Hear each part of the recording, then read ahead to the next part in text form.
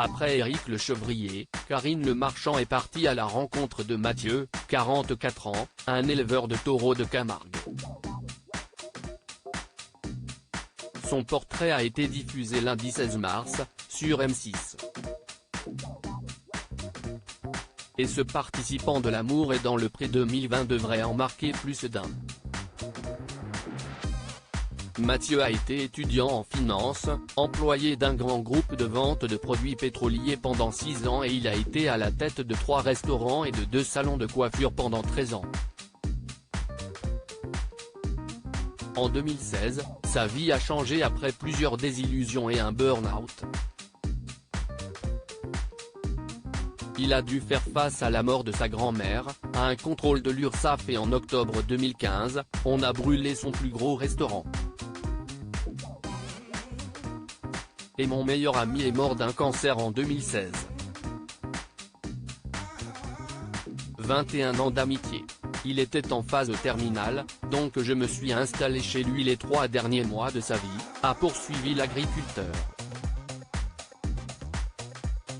Un coup dur qui l'a finalement mené au burn-out en 2017.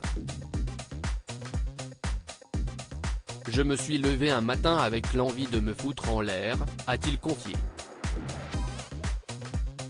Son envie de tout reprendre à zéro l'a conduit à élever des taureaux. À la suite de toutes ces épreuves, Mathieu a beaucoup relativisé. Ce grand matinal est donc souvent de bonne humeur. Il cuisine bien et n'a aucun problème à faire le ménage. Des qualités qui pourraient plaire au futur homme de sa vie. Car oui, il est le 3e agriculteur homosexuel à participer à l'émission. C'est à l'âge de 20 ans qu'il a fait son coming out, après avoir embrassé un garçon lors d'une soirée dans une boîte gay. Je l'ai toujours plus ou moins su, mais je n'assumais pas. Je l'ai dit le lendemain à ma mère. Elle a un peu pleuré. 3 jours après, elle était sur la plage gay avec nous. Ma grand-mère m'a juste dit de ne pas le dire à mon grand-père. Mon père, c'était un peu plus compliqué. Je me demandais s'il allait me sauter à la gorge. On ne cesse de pas parler pendant plusieurs mois. Il est allé voir une psy pour se faire aider, a-t-il expliqué. Un jour, son papa l'a appelé pour lui dire qu'il comprenait et acceptait sa préférence sexuelle. Mathieu évoque sa maladie. Mathieu rêve d'être heureux dans sa vie privée.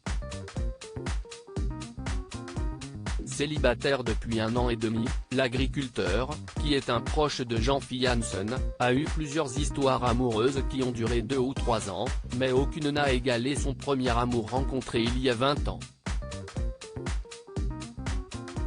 Cet éleveur recherche une relation fusionnelle avec un homme viril, simple, avec de la conversation et au caractère bien trempé. Avec lui, il espère fonder une famille. Très touchant, Mathieu a révélé être porteur du gène de la maladie de CADASIL, une maladie cérébrovasculaire qui provoque des mini-AVC, ce qui finit par rendre la personne atteinte démente. J'ai vécu 2 mois très compliqués. J'ai eu des terreurs nocturnes. Après, je me suis ressaisi, a-t-il déclaré. C'est à cause de cette maladie qu'il a stoppé sa démarche pour une gestation pour autrui, GPA. Mais il a repris confiance après une IRM effectuée en mai dernier, car il n'avait rien au cerveau. Son projet de devenir papa est donc toujours d'actualité.